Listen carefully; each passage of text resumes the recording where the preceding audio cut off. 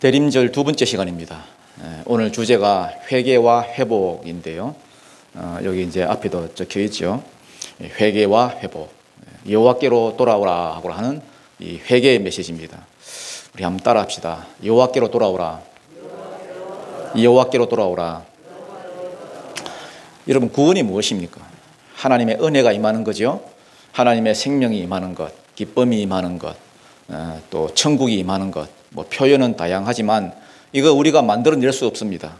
하나님의 은혜가 임해야 되는데, 하나님의 은혜가 임하는 게 구원인데, 그러기 위해서는 필요한 게 뭐냐? 회개입니다. 회개. 나 자신이 깨지고 하나님께로 돌아서는 것. 하나님을 향하여 방향만 잘 잡아도 우리가 산다는 겁니다. 오늘 이 4장 6절부터 11절까지 보면은 5번이나 내게로 돌아오지 아니하였느니라, 내게로 돌아오지 아니하였느니라 계속해서 반복하고 있습니다. 방향이 중요합니다. 방향이. 우리가 어디로 향하고 있느냐. 우리가 원래 어둠입니다. 어둠이 빛을 만들어낼 수는 없지요. 그렇지만은 빛을 향하여 방향만 돌려도 살아요. 치료자 되시는 주님께 방향만 돌아도 우리가 살고 치유의 역사가 일어납니다. 오늘 우리가 예수님의 대림을 생각하면서, 오늘 아직도 이 마음 가운데 영적이든 육적이든 완전히 주님께로 돌이키지 못한 부분이 조금이라도 있다면 이 시간 회개하고 돌이키는 은혜가 있기를 축복합니다. 회개란 말이 슈버인데요. 슈버란 단어인데, 돌아서다 혹은 돌이키다, 방향을 틀다, 이런 말입니다. 방향이에요. 방향. 지금 내가 누구를 향하여서 있는가. 탕자가 어떻게 해서 살아났습니까? 돌이키니까 살아났죠. 누가복음 15장 17절 보니까 이에 스스로 돌이켜 되어 있습니다. 방향을 돌렸어요. 돌이켜. 아버지 집에는 양식이 얼마나 많은가. 나는 여기서 줄여 죽는구나. 아버지께로 돌아가자. 방향만 바꿨을 뿐인데 방향 바꾸는 순간 살아났죠. 자기가 한 게 뭐가 있어요? 아버지가 다 해주신 거지. 새 옷도 주고, 가락지도 끼워주고, 뭐 송아지도 잡고, 아들의 지위도 회복시켜주고, 뭐 내 힘으로 사는 거 아닙니다. 방향입니다. 방향. 주님께 방향만 틀면은 산다는 거예요. 아담의 문제가 뭐였습니까? 아담의 최고의 문제가 뭐예요? 범죄하고 난 다음에 창세기 3장 8절을 보니까 아담과 그의 아내가 하와죠. 아담과 그의 아내가 여호와 하나님의 낯을 피하여 숨었더라 이렇게 되어 있습니다. 그러니까 죽는 거죠. 여러분, 죄가 뭔지 아십니까? 죄. 낯을 피하는 거예요. 등을 돌리는 거예요. 등을. 여러분, 등 돌려가지고는요, 무슨 짓을 해도 살 길이 없습니다. 그게 사람이든 하나님이든 등을 돌리는 거 아니에요. 구원이 뭡니까? 돌이키는 거거든요. 내가 죄인 되고 깨졌다 할지라도 마음을 돌이켜 하나님께로 향하는 거. 거리하고는 상관없습니다. 내가 아무리 멀리 갔다 할지라도 방향만 주님께로 돌려서 주님 바라보면 그때부터 살아나요. 무조건 살게 되어 있습니다. 멀리 가고 안 가고 그게 중요한 게 아니에요. 저 멀리 갔다 할지라도 주님 바라보면은, 탕자는 외국까지 나갔는데도 불구하고 방향 돌리니까 살잖아요. 회개는 뭐다? 방향 돌리는 거다. 방향. 여러분, 주님을 향하여 방향을 돌리시는 은혜의 시간이 되기를 축복합니다. 오늘 본문은 선지자 아모스가요, 북이스라엘 향하여서 예언하는 내용입니다. 죄악된 길을 버리고 돌이키라. 여호와께로 돌아오라. 워낙 그쪽 땅이 거기가 범죄했기 때문에 돌이키지 않으면 심판한다는 거예요. 지금 백성들이 하나님을 떠나서 악을 행하고 범죄하고 우상 숭배하고, 아무리 선지자들이 가서 말씀으로 경고하고 돌아오라 하는데도 돌아오지를 않으니까 마지막으로 하나님이 준비하신 게 뭐냐? 아수르라는 그 나라거든요. 큰 강대국 아수르라는 나라. 마지막 심판의 몽둥이로 준비하신 게 아수르입니다. 나중에 결국 망했죠. BC 722년에 아수르에게 망하거든요. 그건 나중 이야기고, 지금 이 아모스 선지자를 통하여서 살 길을 좀 주십니다. 살 길을. 심판을 피하는 방법 3가지 기회를 주십니다. 첫 번째 뭐냐? 부녀 성도들. 이스라엘의 부녀 성도들. 하나님이 여러분 아내를 세울 때에 창세기 2장 15절에 보면은 남자에게 사명을 주시고 사명을 맡기고 그 일을 돕는 짝을 지으리라. 그래서 여자를 지으셨습니다. 하나님이 원래 아내를 지을 때 돕는 배필로 어시스트를 잘하는 존재로 지었다는 거예요. 전도서 4장 9절에 보면은 두 사람이 한 사람보다 나으면 그들이 수고함으로 더 좋은 상을 얻을 것이라 이렇게 되어 있습니다. 두 사람이 부르심을 향해 달려가다 보면은 하나가 달려가는 것보다 더 좋은 상을 얻을 수 있고, 그 다음에 혹시 하나가 넘어지더라도 다른 하나가 그를 붙들어 일으켜서 재앙을 면할 수 있다 이렇게 되어 있습니다. 그래서 여러분 오늘 읽지는 않았지만은 1장부터 3장까지 앞쪽의 내용을 보면은 먼저 이스라엘의 남자들이 어떤 죄악을 범했는지 그 죄악 상들을 쭉 나열해 놓고 있습니다. 아모스 2장 6절을 보면요, 한 장, 두 장 앞장이죠. 그 보면은 이스라엘의 서너 가지 죄로 말미암아 내가 그 벌을 돌이키지 아니하리니 심판하시겠다는 거예요. 그러면서 그 죄목으로 말을 한 게 뭐냐? 가난한 자를 학대하고 인신매매를 일삼고 음란한 생활을 하고 이런 내용이 쭉 나옵니다. 이미 남편들은 이 세 가지 죄로 인하여서 다 넘어진 자라고 할 수가 있습니다. 가난한 자를 학대하고 인신매매하고 음란한 생활하고 이런 모습을 볼 때에 남자들은 희망이 없습니다. 다 넘어진 자들입니다. 이런 모습을 볼 때에 하나님이 부녀 성도들을 보셨습니다. 그렇다면 이때 여자들이 정신을 차려가지고 한나처럼 깨어서 무너져가던 그 엘리 가문을 정말로 일으켜 세웠던 그 한나처럼 기도하고 좀 이렇게 남편들 좀 일으켜주고 뭐 이런 모습을 기대하고 보셨습니다. 그랬더니 1절입니다. 시작. 사마리아의 산에 있는 바산의 암소들아, 이 말을 들으라. 너희는 힘없는 자를 학대하며 가난한 자를 압제하며 가장에게 이르기를 술을 가져다가 우리로 마시게 하라 하는도다. 여기에 보면은 여자들의 타락상을 보여주고 있습니다. 특히 바산의 암소들로 이렇게 묘사가 되는데요. 왜 하필 바산의 암소들이냐? 바산이라는 것은 요단 동편에 보면은 길르앗이라고 아주 비옥한 땅이 있습니다. 현무암 지대라서 굉장히 비옥한 땅입니다. 그래서 대대로 길르앗 땅을 두고 여러 나라들이 막 전쟁을 벌였습니다. 서로 차지하려고. 그만큼 좋은 땅인데 그 길르앗 땅에 바산이라는 지역이 있습니다. 바산에서는 소가 자라요. 최고의 소입니다. 최고의 소. 거기 소들은 우리나라 소들처럼 막 코를 뚫어가지고 밭갈이하고 중노동하고 그렇게 안 합니다. 나면서 계속 풀만 뜯어먹다가 뭐 언제 도살 당할지는 모르지만은 풀만 뜯어먹다가 죽습니다. 그러니까 바산의 소들은 굉장히 푸짐한 소들, 잘 먹어가지고 살이 많이 찌고 이 바산의 암소들. 그러면은 자기들만 풍요를 다 누리고 그 독점하는 거죠. 다 좋은 거 다 누리고 모든 걸 독점하는 거. 이 한자가 같은 건 아니지만은 저는 이걸 독으로 바꾸고 싶어요. 독버섯 할 때 독 있잖아요. 독. 나쁜 거죠. 뭐든지 여러분 독점을 하면은 독이 흘러요. 하나님께서는 독점하는 걸 너무 싫어하시는데 우리는 자꾸만 독점하려고 합니다. 내가 다 하겠어 이런 거. 이 바산의 암소들로 비유된 이 여자들, 그들의 죄가 뭡니까? 독점하는 거. 너희는 힘없는 자를 학대하며 인간의 존엄성을 막 다른 사람 막 이렇게 말살하는 거죠. 그 다음에 가난한 자를 압제하며 기름 짜내듯이 막 눌러가지고 막 짜내는 거. 그리고 가장에게 이르기를, 남편들이잖아요. 술을 가져다가 우리로 마시게 하라 하는도다. 여자들이 막 술 갖고 와 그러면서 막 향락이 빠지고 사치에 빠지고. 이스라엘의 그 여자들이 그랬다는 거예요. 하나님은 자기의 형상대로 지음받은 그 사람을 여러분 학대하는 것, 이거 여러분 굉장히 싫어하십니다. 잠언서 14장 31절에 보면은 가난한 자를 학대하는 것은 그를 지으신 이를 멸시하는 자요 이렇게 있습니다. 하나님의 형상대로 지음받았는데 가난하다고 자꾸 그걸 학대하면요, 하나님이 자기가 멸시당한다는 그런 느낌이 든다는 거예요. 그거 여러분 가만 두시겠습니까? 안 되는 거죠. 시대마다 여러분 여자들은 하나님이 더 주시는 은사가 있는 것 같아요. 그게 뭐냐 하면 이제 민감성인데, 민감성. 영적으로나 육적으로나 여자들이 참 예민한 능력이 있어요. 남자들은 색깔도 이런 빨간색 그러면은 하나면 다 되는데, 여자들은 여러분 그 뭐 입술 바르는 거 뭐라 합니까? 입술 이렇게 바르는 거.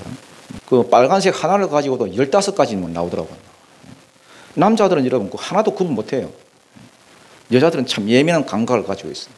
남자한테 없는 또 육감이라는 게 또 있어가지고 감정적으로 사람을 보면요 육감을 탁 가지고 한 번 딱 사람 봤는데 그 사람의 뭐 배경 다 파악해 버립니다.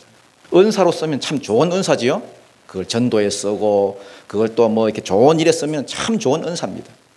그렇지만 이런 예민함을 가지고 잘못 사용하면요 그 사람을 차별할 수가 있어요. 사람을 막 등급 매기고 차별하고. 게다가 여기 보니까 압제하더라는 거예요. 압제가 뭡니까? 압제. 눌러가지고 막 기름 짜내가지고 막 돈 번다는 거죠. 이게 말이 되느냐 하는 거예요. 자기 중심적으로 살아서 결국 망한다는 거죠. 그래서 여러분 필요한 게 뭡니까? 깨져야 되는데. 내가 직접 깰 수 없으니까 내 본성이니까 내가 깨려고 하면 안 돼요. 그래서 간접적으로 깨는 방법이 뭐냐 하면은 사랑하라는 겁니다. 사랑하라. 하나님을 사랑하듯이 이웃을 사랑하라. 이웃을 사랑하면 내 본성이 깨지게 되어 있습니다. 이웃 멸시하지 않는 것, 이웃 무시하지 않는 것. 사랑할 때 본성이 깨져요. 그런데 이게 사실은 우리를 위한 거거든요. 내 본성이 깨지는 건데 사실은 우리를 위한 거예요. 우리를 살리는 겁니다. 성경에 보면은 농사 지을 때 추수할 때도 밭 모퉁이에 있는 거 이렇게 있잖아요. 밭 모퉁이 이렇게 잘 이렇게 못하는 거. 그런 거는 여러분 놔두라는 거예요. 성경에. 뭘 좀 흘리라는 거예요. 흘리라. 다 거두지 말고 과실을 딸 때도 뭐 나무에 달린 거 저 위에까지 다 따지 말고 예를 들어 뭐 돈 좀 있으신 분들 여러분이 지나간 자리에는 귀퉁이 같은 데 좀 놔두세요. 이렇게 좀 남겨두세요. 남겨둬야 가난한 사람들이 먹죠. 좀 흘리라고. 그래서 그 사람 뒤만 따라다녀도 굶지 않는 인생. 그게 하나님 보시기에 귀한 거거든요. 우리 교회가 할 일이 뭡니까? 귀퉁이를 남기는 거고 축복의 통로가 되는 거고 흘리는 거예요. 악착같이 다 거두는 건 아니라는 거예요. 레위기 23장 22절 보니까 너희 땅에 곡물을 벨 때에 밭 모퉁이까지 다 베지 말며 떨어진 것을 줍지 말고 이삭 줍기 하지 말라는 거예요. 그것을 가난한 자와 거류민을 위하여서 남겨두라. 나는 너희의 하나님 여호와니라. 그러니까 남기는 모습, 흘리는 모습. 여러분 앉았던 자리에 막 있으면 막 풀도 안 나는 그런 사람이 있어요. 그렇게 하지 말라는 거죠. 좀 흘리고. 그러면은 내 자아가 깨져요. 내 자아가. 나만 잘 먹고 나만 살찌우고 그래서 잘 사는 게 아니라 열심히 여러분 남을 위해 구제하고 봉사하고 복음 전하고 사랑하면서 살 때에 그게 우리를 살리는 거예요. 그게. 디모데후서 3장에 보면은 말세의 특징 3가지가 나오죠. 말세의 특징 3가지가 뭡니까? 자기 사랑, 돈 사랑, 그리고 쾌락을 하나님보다 더 사랑하는 거. 그러니까 자기 사랑, 돈 사랑, 쾌락 사랑. 여기 딱 나오는 거죠. 이 바산의 암소들하고 똑같지 않습니까? 지금 사마리아 여자들을 향해서 하나님이 이 바산의 암소들아 이렇게 부르는데 잘 먹어가지고 이러면 살만 디룩디룩 쪄가지고 이러면 고집도 세고요. 바산의 이 소들이 고집 세기로 유명하거든요. 고집은 세고 살은 찌고 이것들아 내 말 좀 들어라. 내 말 좀 들어라. 너희는 힘없는 자를 학대하며 가난한 자를 압제하며 가장에게 이르기를 술을 가져다가 우리로 마시게 하라 하는도다. 이게 사마리아에 사는 부녀 성도들의 모습이었다는 거예요. 자기 서방들하고 하는 짓이 어떻게 그게 똑같냐.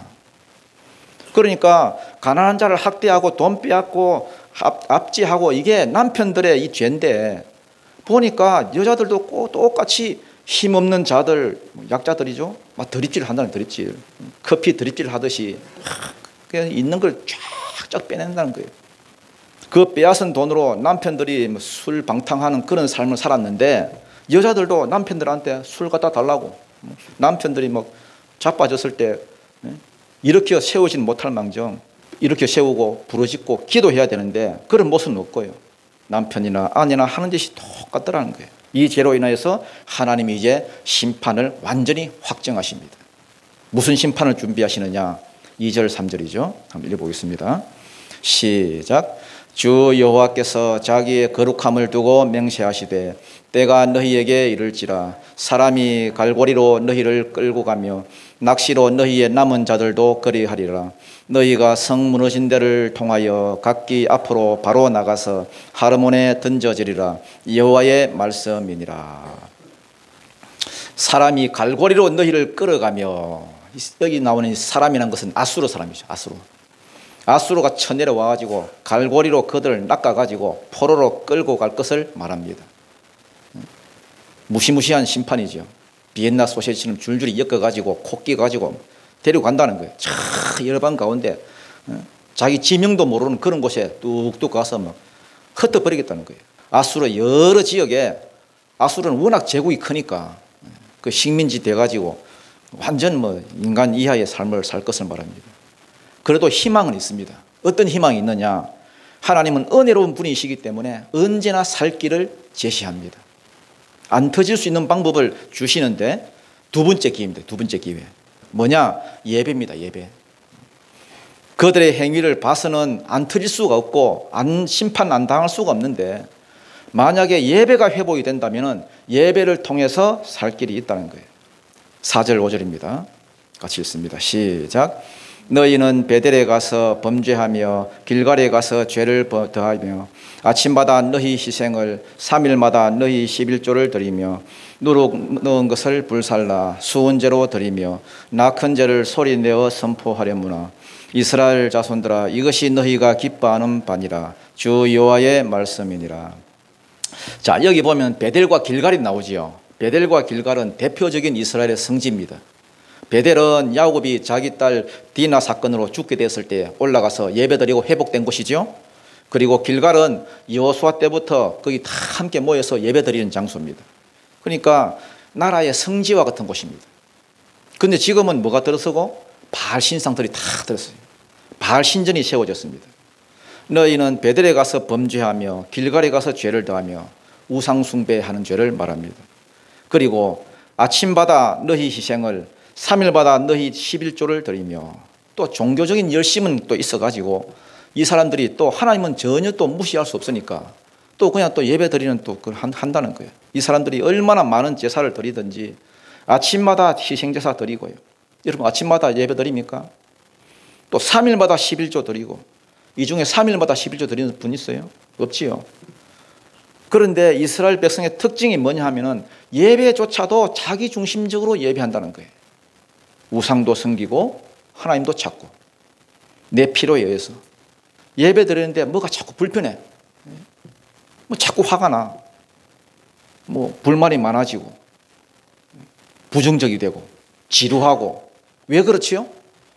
예배는 하나님이 중심이 돼야 되는데 내 중심이 되다 보니까, 내 중심이 되니까 뭔가 불편하고 은혜가 안 되고, 내가 깨져야 되는데 내가 깨지고 하나님께만 시선을 두면 괜찮은데 이들이 드리는 예배가 자기 중심적인 예배였다는 거예요. 여기 보니까 중요한 성수가 다 나옵니다. 베델, 길갈. 베델 그러면 야곱이 생각나고, 길갈 그러면 여호수아가 생각나고. 이 무슨 말이냐 하면은 좋은 곳은 다 찾아다니며 예배했다는 거예요. 이 교회, 저 교회, 아니면 이 기도원, 저 기도원, 좋다는 곳은 다 찾아다니면서 엄청난 열심은 있었는데 다 너희 중심적인 예배가 아니었냐. 3일마다 너희 11조를 드리며, 열심은 있지만은 그 다음이 문제죠. 누룩 넣은 것을 불살라 수은제로 드리며. 누룩을 넣으면 어떡합니까, 여러분? 누룩은 죄를 뜻해서 누룩은 넣으면 안 되는데 말씀대로 예배 안 드리고 자기들 멋대로 예배 드렸다는 거예요. 이 수은제라는 것은 받을 숫자거든요. 은혜를 받았다. 그래서 감사의 제사를 드리는 거예요. 다른 성경에 보면 감사의 제사에 되어 있습니다. 그리고 낙헌제라는 것은 기쁨으로 헌신했다. 낙이 즐거울 낙자거든요. 낙헌제, 기쁨으로 헌신했다 이런 뜻인데 이게 다 자원하는 제사입니다. 수은제라든지 낙헌제는 해도 되고 안 해도 되는 그런 제사예요. 그러니까 열심히 예배 드렸다는 거예요. 남들이 볼 때는 저 사람 되게 열심히 예배 드리네, 되게 잘 믿는 사람이네, 여기까지는 좋습니다. 예배에 열심히 있는 건 뭐 좋은 거니까. 그렇지만은 왜 이렇게 하죠? 자기 과시하려고. 예배가 하나님께 기쁨이 돼야지 너희 기쁨이 되면 되겠느냐 하는 거예요. 예배를 통해서 내가 깨지 하는데, 예배는 내가 죄인이고 내가 병자가 돼야 되는데 내가 죽는 시간이잖아요. 내가 깨져야 되는데 예배가 뭡니까? 내가 재물 되는 거잖아요. 재물이 뭐예요? 죽는 거잖아요. 각을 뜨고. 그래서 예배 드리는 순간은 죽음을 체험해야 돼요. 죽음을. 내가 재물이 되는 체험. 내가 죽고 주님의 은혜가 아니면 살 수가 없습니다. 그런데 자기 중심적인 예배를 드리는 사람들은 깨지지 않아요. 절대 깨지지 않지. 오히려 자기 자아만 자꾸 강화시켜. 예배도 내가 만족해야 되고, 예배도 내가 편해야 되고, 내가 기뻐해야 되고, 내 마음에 들어야 되고. 그래서 5절 보니까 뭐라고 해요? 이스라엘 자손들아, 이것이 너희가 기뻐하는 바니라. 하나님의 기쁨이 아니라 너희의 기쁨이래. 너희의 기쁨. 우리도 입버릇처럼 말하죠. 하나님의 영광이 드러나기를 원합니다. 그렇지만은 사실은 뭐 자기 영광 다 구하는 거고.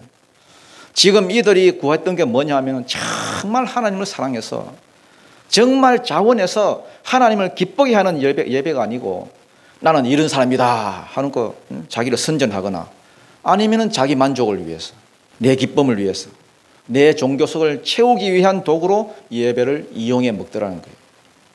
그러면 어떤 일이 벌어지느냐? 지금까지 죄가 쌓여 있는데 예배라도 회복되고 예배라도 제대로 드리면은 죄가 그리로 넘어갈 때가 있는데, 또 부녀자들이 회개하고 눈물로 기도한다면은 남편이 돌아올 수 있겠지만은 남자나 여자나 똑같고요. 그 다음으로 희망이 예배인데, 예배를 봐도 엉터리로 예배드리고 참 대량 난감이죠.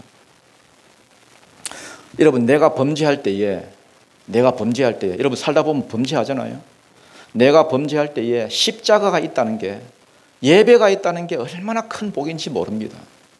또 내가 범죄할 때에 옆에 기도하는 아내가 있다는 게, 혹은 아내 같으면 기도하는 남편이 있다는 게 얼마나 큰 복인지 모릅니다. 그런데 이것도 아니고 저것도 아니면은 마지막 기회밖에 없습니다. 마지막 기회. 마지막 세 번째 기회가 뭐냐? 터지는 거예요. 터지는 거예요. 고난입니다. 고난.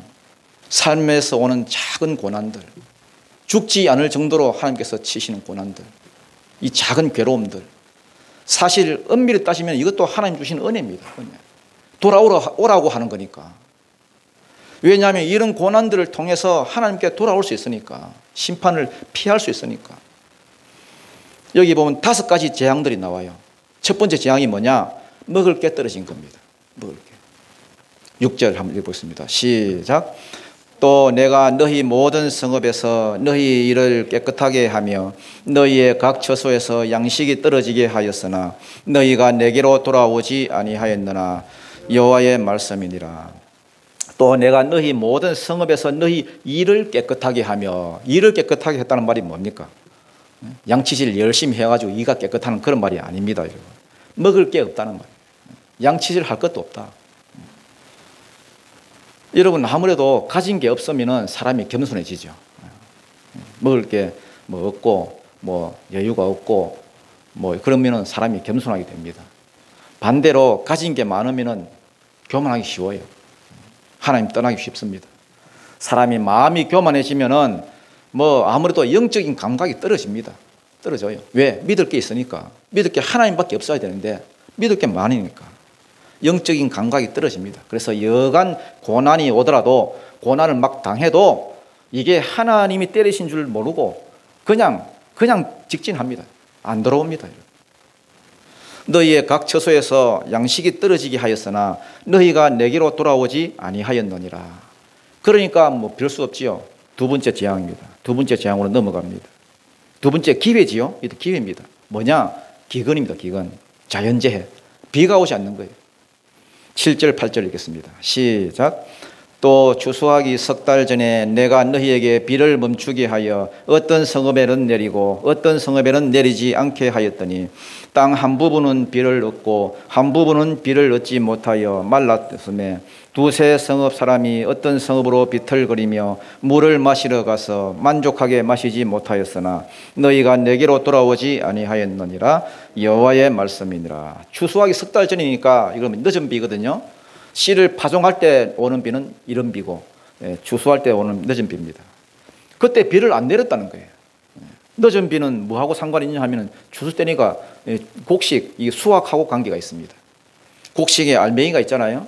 그거 여러분 이렇게 비가 와줘야, 그 비가 내릴 때 와줘야 이게 곡식이 땡실하면서 여러분 이렇게 알차게 맺는데, 그래서 우리가 먹는 보리나 밀이 됩니다. 그런데 이때 비가 안 내리면 단단히 엿무지도 않고 허물허물져가지고 쭉정이가 돼요. 하나님이 추수하기 석 달 전에 비가 딱 와야 될 때 그때에 비를 탁 그치게 만들어요. 그러니까 기근이지요.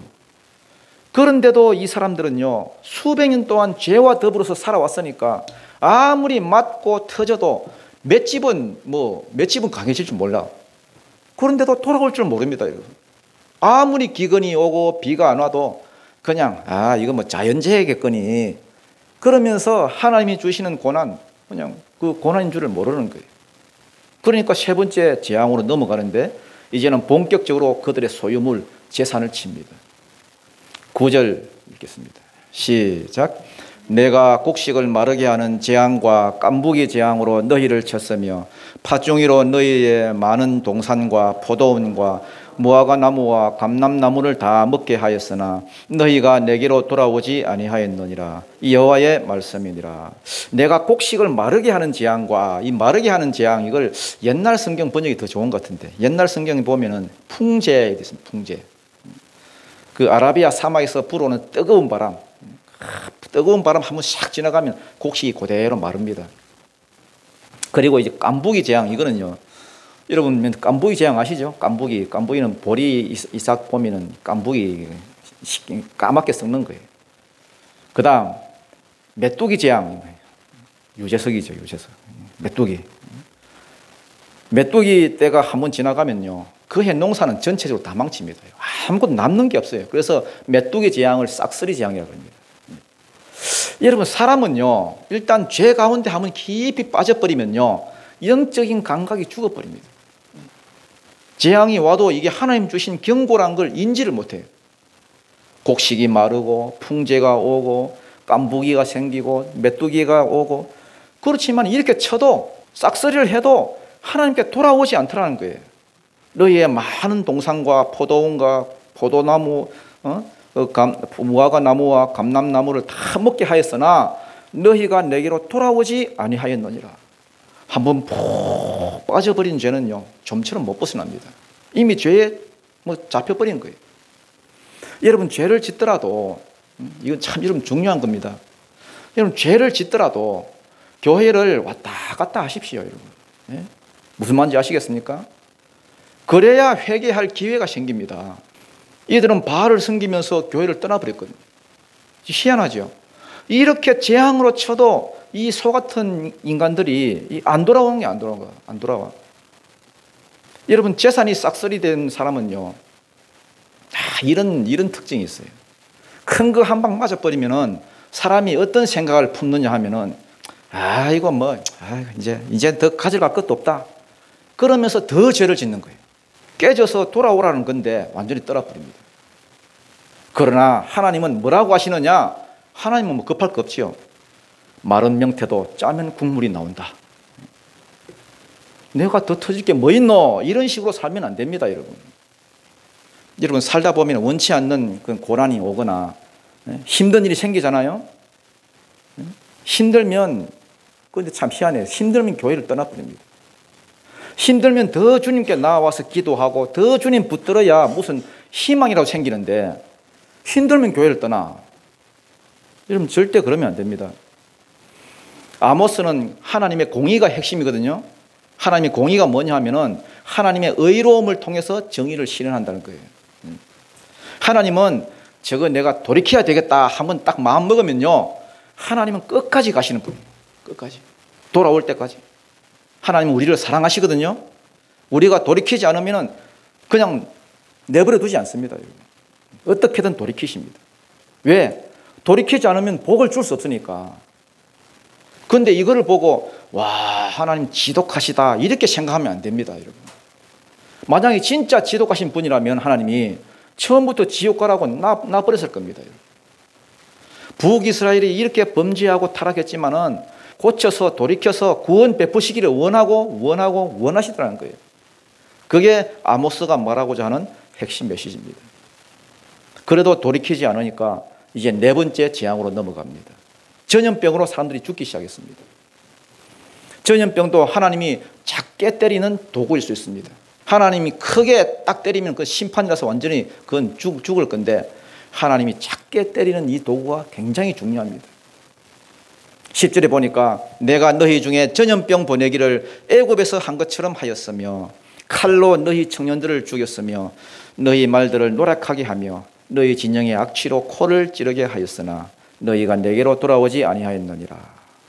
전염병으로 막 사람들이 죽어나가는데도 불구하고 돌이키지 않더라. 마지막 장으로 넘어갑니다. 전쟁입니다. 11절 읽겠습니다. 시작.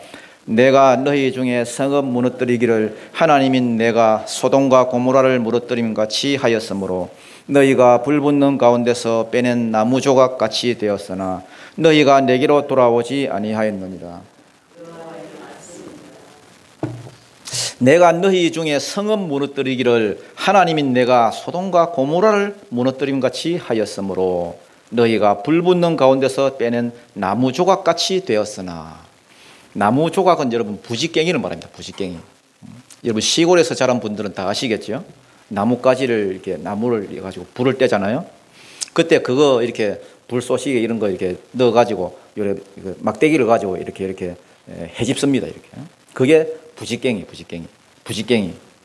그런데 부지깽이로 불을 이렇게 지피다가 그 이제 무슨 뭐 딴데 단술 다리고 뭐 이래 있다가 깜빡해가지고 와 보면요 부지깽이도 같이 타고 있어요. 그러니까 막 그거 꺼내가지고 막 불 끄고 막 이렇게 뭡니까 물에 적셔가지고 다시 쓰고 그럽니다. 지금 전쟁이 나가지고 사람들이 죽고 끌려가고 모든 게 엉망이 됐는데도 그런데도 돌아오지 않더라는 거예요.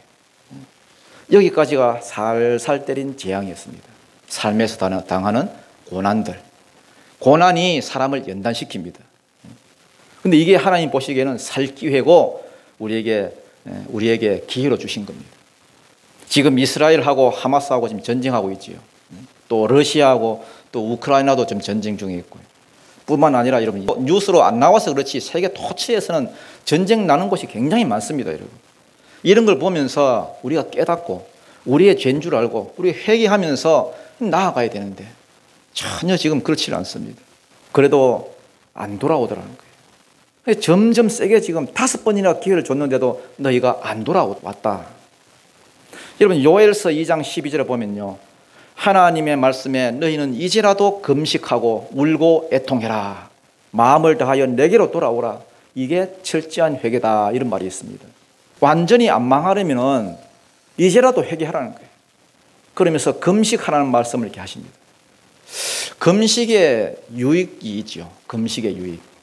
저는 좀 이렇게 금식이 이게 참 힘들더라고요. 왜 금식하라 하냐 하면은 금식이란 단어가 여러분 아나란 말입니다. 아나. 이 아나란 단어가 뭐냐 하면 친다 이런 뜻이에요. 친다. 쳐서 복종시키는 거. 혹은 겸손케 한다 이런 말이에요. 왜 금식하라 하느냐? 웬만한 사람한테는 다 죄성이 있거든요. 사람이 죄성을 잘 안 뜯어고십니다. 아무리 고단이 오고 뭐 작게 터질지라도 결국은 지 습관대로 살고요.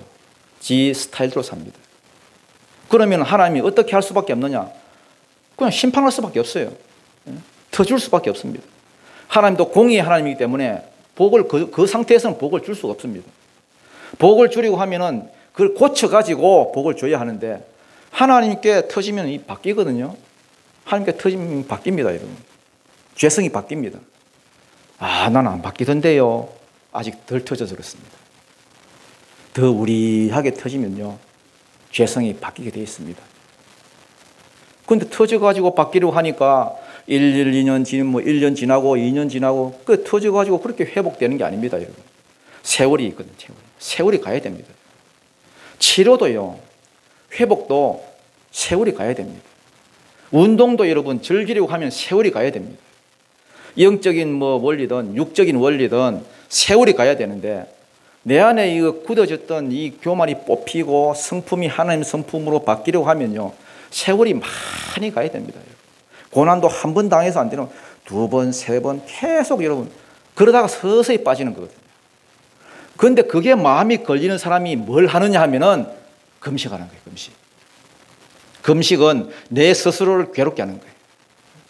하나님한테 강제적으로 막 터지는 거, 강제적으로 고난 당하는 거 내 스스로 알아서 아, 이대로 가면은 하나님 때리겠다 이런 느낌이 딱 오거든요. 사람이 살다 보면은 내가 내 스스로를 때리는 겁니다. 밥을 안 먹으니까 가장 기본적인 욕구를 건드려서 내가 힘들고 찌그러지고 괴롭고 이러는 가운데서 내 안에 죄성이 빠지는 겁니다. 그래서 여러분 이렇게 보면은 정기적으로 쭉 보면은요, 사순절이나 이럴 때 보면은 이 금식하시는 분들이 있어요. 참 지혜롭지요. 하나님께 터져서 빠져나가는 것이 아니라 내가 내 스스로 내 안에 죄성을 빼내는 게 금식입니다. 스스로 치는 거예요. 고난을 통해 사람이 연단을 받는데 금식은 이런 고난을 여러 번 당하는 것, 그런 효과가 있습니다. 하나님 보시기에 그들의 죄 때문에 망할 수밖에 없는 이 이스라엘이 살 길로 보였던 게 뭐냐 하면 첫 번째가 부녀 성도들이었어요. 돕는 배필로 주신 자들. 나가리. 안 됐습니다. 그 다음 예배가 있었습니다. 나가리. 살살 때리면서 오라고 주신 그 고난들, 그 살 길이었습니다. 나가리. 그래서 결론적으로 하시는 말씀이 뭐냐? 마지막 읽어보고 마치도록 하겠습니다. 12절 13절입니다. 시작. 그러므로 이스라엘아, 내가 이와 같이 네게 행하리라. 내가 이것을 네게 행하리니 이스라엘아, 네 하나님 만나기를 준비하라. 보라, 산들을 지으며 바람을 창조하며 자기 뜻을 사람에게 보이며 아침을 어둡게 하며 땅의 높은 데를 밟는 이는 그의 이름이 만군의 하나님 여호와이시니라. 계속 이것을 행하리라, 이것을 행하리라 하고 마지막까지 아껴둔 게 뭐냐 하면은 내 만날 준비를 하라는 거예요. 내가 이것을 행하리니 이스라엘아, 네 하나님 만나기를 준비하라. 이게 여호와의 날이죠. 여호와의 날. 하나님이 방문하시는 날. 아수르가 처음 들어오는 날. 줄줄이 비엔나처럼 전부 아가리 코 깨어가지고 끌려가가지고 이스라엘처럼 열방 가운데 씨 뿌리듯이 흩어지는 날. 이게 여호와의 날이에요. 네 하나님 만나기를 준비하라는 거예요. 여러분, 우리가 깨지나 안 깨지나, 돌이키나 안 돌이키나 결국은 우리는 하나님 만나게 되어 있습니다. 우리 죽으면 하나님 만나잖아요. 심판대 앞에 서잖아요. 심판대 앞에 만나요. 인생에서도 만나고 죽으면 만나고, 한 번 죽는 것은 정한 이치요 죽음 후에는 심판이 있다 하잖아요. 히브리서 9장 27절에 주님 만납니다. 준비하라는 거예요. 준비하라. 심판의 하나님을 만나느냐 은혜의 하나님 만나느냐, 우리가 준비하기 나름입니다. 하나님 만날 준비하라. 하나님 만날 때 우리가 어떻게 만나야 돼요? 우리는 아무것도 없잖아요. 은혜 받아야 하니까 깨진 모습을 만나야 돼요. 깨진 모습. 그래서 평소에 우리가 신앙생활 하면서 자꾸 깨지는 훈련을 해야 됩니다. 십자가 진 모습으로 만나야 되고요. 또 하나는 돌이킨 모습으로 만나야 됩니다. 주님 바라보는 모습으로 만나야 됩니다. 죄인과 병자로 예수님 만나야 구원받습니다. 그동안 우리가 깨지지도 않고 등 돌린 모습으로 살아왔잖아요. 등 돌린 모습으로 만나면 틀림없습니다. 죽습니다. 주님 철저히 내가 깨지기를 원합니다. 또 철저히 주님만 바라보기를 원합니다. 그 다음 또 하나, 이 하나님 만나기를 준비하라, 이 말을, 이 뜻은 뭐냐 하면은 네 하나님이 어떤 하나님인지를 기억하라는 거예요. 하나님은 구원 계획도 세우신 하나님이고 동시에 심판도 준비하신 하나님입니다. 내가 죄를 뭘로 심판하지? 내가 이렇게 심판할 것이다. 심판 계획도 다 세우시는 분입니다. 보라, 산들을 지으며 바람을 창조하며 자기 뜻을 사람에게 보이며 아침을 어둡게 하며. 아침을 어둡게 한다. 아침이란 말은 인생의 희망이죠. 아침이 인생의 희망이라 한다면 아침을 어둡게 한다는 말이 뭐겠습니까? 잘 나가는 인생을 종치게도 만드신 분이다. 그 다음, 땅의 높은 데를 밟으며 낮추기도 하시는 분이다. 교만한 자를 낮추기도 하시고 겸손한 자를 또 높이기도 하시고 그의 이름이 만군의 하나님 여호와시니라. 여러분, 맺겠습니다. 여러분, 우리는 죄성이 있기 때문에 늘 넘어질 수밖에 없습니다. 늘 죄 지을 수밖에 없고 타락할 수밖에 없는 존재입니다. 그때 살 기회를 뭘로 주셨습니까? 부녀들을 주셨습니다. 또 뭘로 주셨습니까? 남편들을 주셨습니다. 돕는 배필을 주셨습니다. 서로 일으켜 주라고, 서로 기도하라고. 그 다음 또 살 길을 주셨습니다. 예배를 주셨습니다. 여러분 믿으십니까? 예배를 주셨어요. 예배. 타락할지라도 예배 안에 거하십시오. 그러면 살 길이 있습니다. 그 다음 살 길을 주셨는데 작게 맞는 거, 삶에서 오는 작은 고난들, 그걸 살 길로 주셨습니다. 이 세 가지의 영적인 센스가 있기를 바랍니다.